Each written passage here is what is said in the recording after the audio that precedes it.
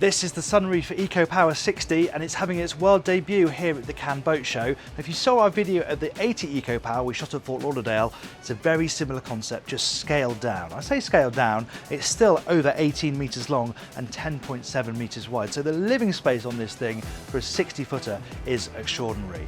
It doesn't have engines in the traditional sense. It has a huge battery bank, electric motors and generators that are used to charge those batteries. It's a really interesting concept. Let's go and have a full tour and see what it's like. I'm Jack Haines, welcome to YachtBuyer.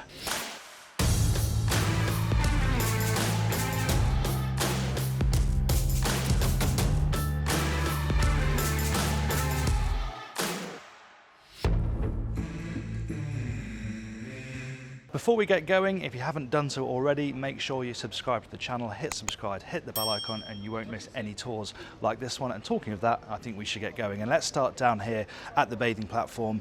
And this platform is interesting because not only does it go down into the water to give you nice, easy access into the sea, but it's also where you mount the tender, which is down there. They've got a nice Williams on this one. You also have storage underneath this hatch for some water toys. So you could get a wave runner in there, sea bobs, and all of your water toys as well, wakeboards, that sort of thing. So that's all nicely contained here at the back of the boat and kept out of the way.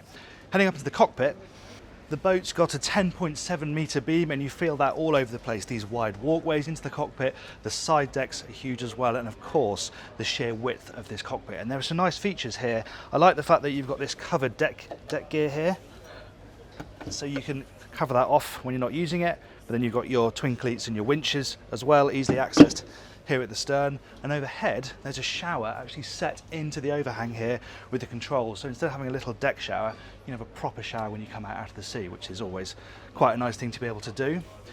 The width of the cockpit, yes, that impresses, but the space is really well used as well. Huge dining table here, all very well protected by the overhang overhead, so this is nice and shady, a good place to eat on really warm days. There's a small servery here as well with a sink and cooling space underneath, and I really like this spot over here. It's not particularly sunny, but as a place to lie in the shade, in the shelter, watching the wake streaming out behind the boat when it's moving along, that would be a really nice place just to chill out when you're on a longer passage. There's storage down here as well, two really quite useful bins. They've got some scuba gear on one side, and it's just very handy to have big storage voids back here in the cockpit. But one of the most impressive things about the design of this yacht is the flow through the interior and out to the foredeck. So let's carry on inside.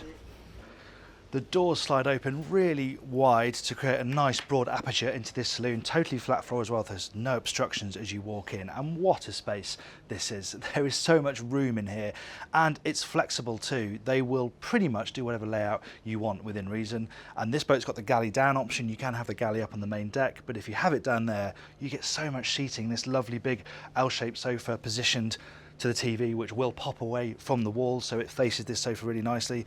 Big dining table over here too, so there's plenty of space for guests to sit and dine inside if they want to.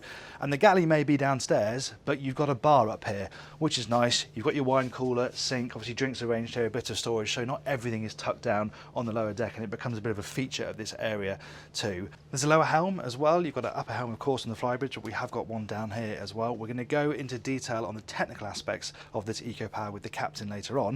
Before we do that, let's head downstairs and have a look at the galley.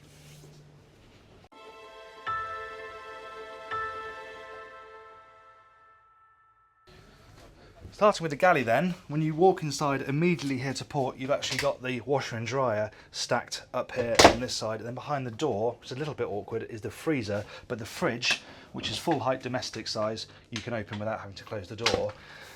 And yeah, if the galley down layout, that gives you obviously the galley tucked away. If you have the galley up, then you have space down here for almost an identical cabin to the owner's space. With this layout, there's a double cabin after this with its own ensuite. And the owner's wife is Swiss, and she wanted to get that sort of Swiss chalet feel, and it does have that with the black tops and the darker wood.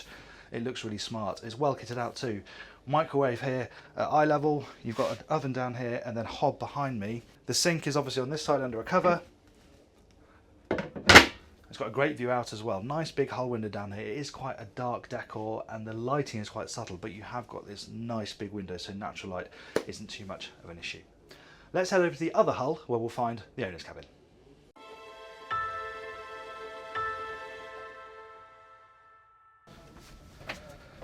At the aft end of the port side hull, we find the owner's cabin. And this is a lovely space. This is your regular reminder when we're touring multi-hulls of this size that this is only 60 feet long. There aren't many monohulls that could compete with a cabin of this size, certainly with the number of guest cabins you've got as well. It's a great space. Flat floor all around here, nice big bed as well. Again, it's arranged so that it looks out of this window, and it's a huge window back here. You've got automatic blinds as well, so you've got some privacy and some shade.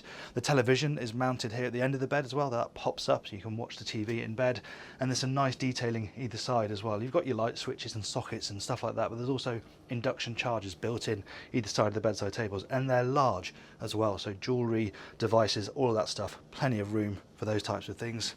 There's hang storage down there on that side of the cabin, and then behind me a really lovely ensuite, and this particular boat has got a little extra, which is the owner specifically wanted twin sinks, which they've managed to fit. Again, that just shows you some of the customization that Sunreef will go into. It's quite dark. Again, it's a dark decor. You've got some natural light from this little porthole. You've also got a very large separate shower cubicle with a rain shower head. It's a lovely space.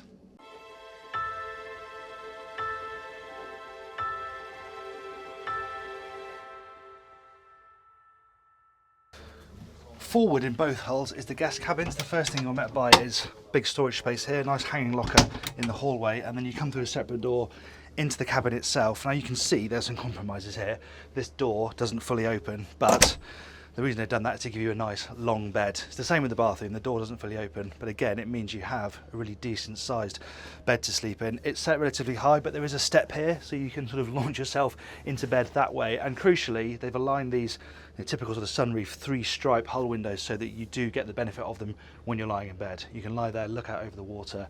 It's lovely. TV's mounted up there too, and there's storage underneath here. So there's no actual hang storage inside the cabin, but you have got that locker just outside. Of course, individual climate control for every cabin too. This is all the lighting as well, but each cabin can set the temperature however the guests want to. And each one has its own bathroom as well, with a separate shower cubicle. We're going to film this one. The other one's identical. This is a really great part of this boat, the fact that you can walk forward past the helm, past the bar, and then at the touch of the button you can open this door and you've got direct access forward onto the foredeck. I love this feature, the way you can just step straight out into the foredeck from the saloon. In cooler climates, you can open that and have a nice breeze running through as well. If you're an anchor, you're going to be bowing to the wind, so you're going to get that nice natural breeze running through. And this is a great space. There's a sunken area here, so it's well protected. You've got the table on this side, sunbathing space over that side. There's also canopies that you can put up here if you want some shade up front, but if you just want to sit in the sun. And also a nice place to sit when the boat's moving along. You know, you're catching the breeze, you're close to the water, you'll hear the water rushing off the hulls. I think this would be a great place to be on the move. It's very practical as well. This is a massive storage hatch under here. Up this run of steps you've storage either side, then you've got the anchor locker down here as well, and in each forepeak this is where you find the crew space. So lift up this hatch, ladders down, you've got a single berth and a wet room down there as well, so you've got one for each member of the crew. And so that's the Flybridge.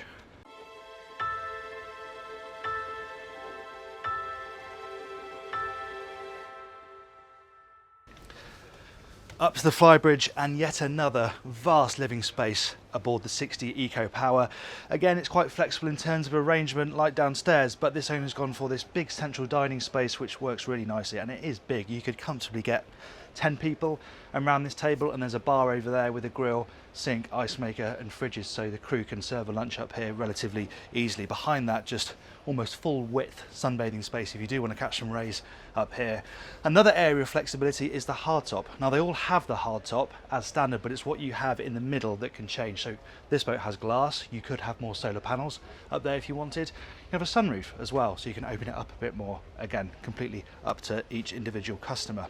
And it's another place to drive the boat from as well. This sort of spaceship-like central helm station, which looks really nice. It's all fixed, but you know, this is an 8-knot boat. It's not there for its sort of driving experience. It's all about slow, quiet cruising, but it's all well presented.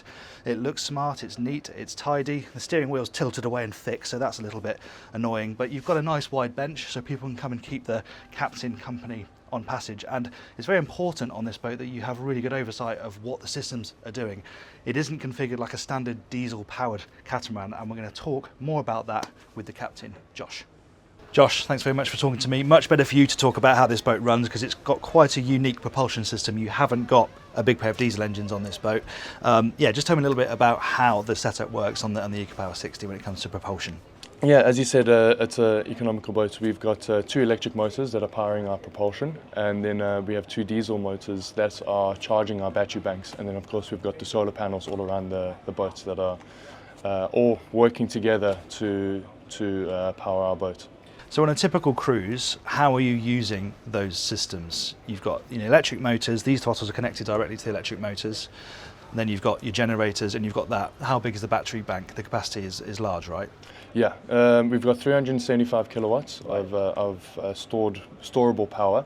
Essentially what you would do is our cruising speed is around about 7 to 8 knots, and you would keep the batteries between about 70 and 30%. So typically you'd want to run the batteries, you could run the batteries for about 3 to 4 hours before having to charge them up.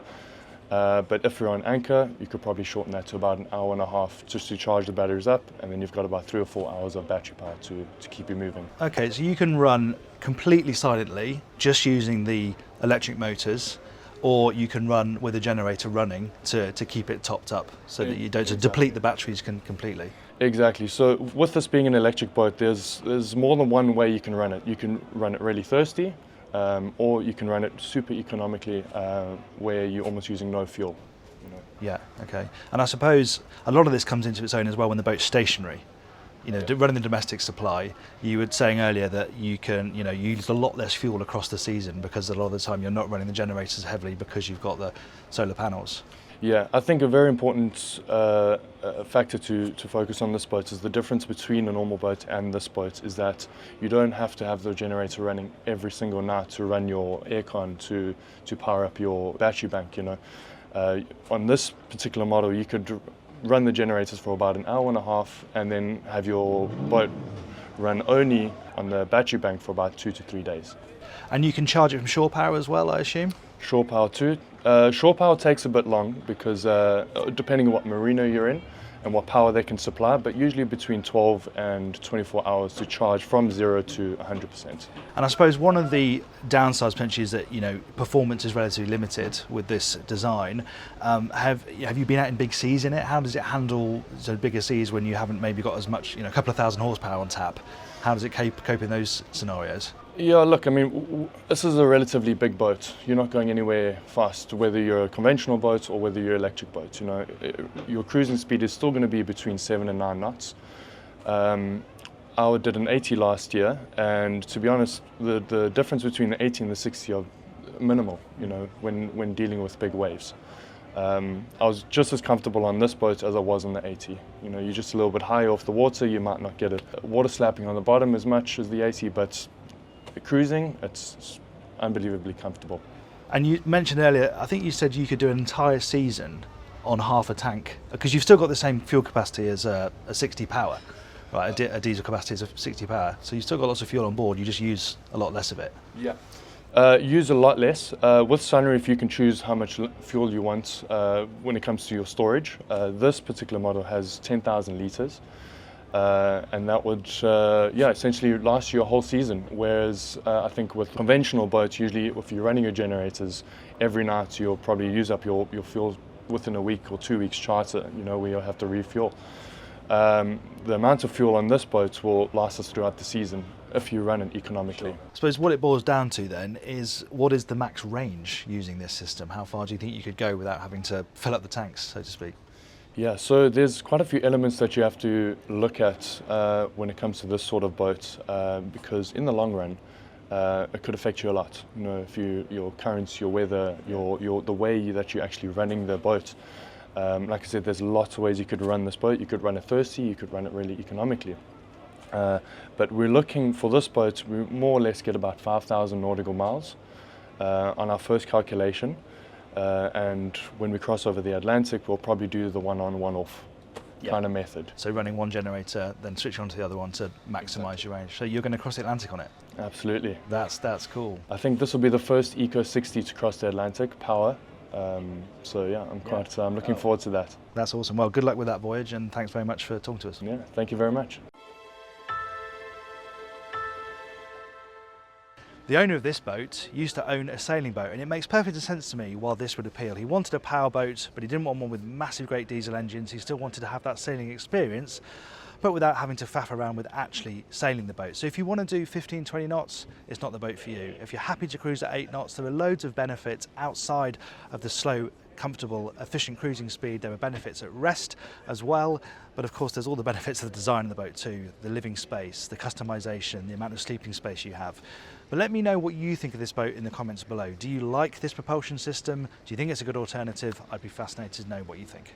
Thank you very much for watching that tour of the Sunreef 60 Eco Power. If you want to watch our tour of its bigger sister, the 80, I'll put that up there for you. If you'd like to subscribe to the YachtBuyer channel, you can do that by clicking up here. Thanks again for watching. I'm Jack Haines. This is YachtBuyer.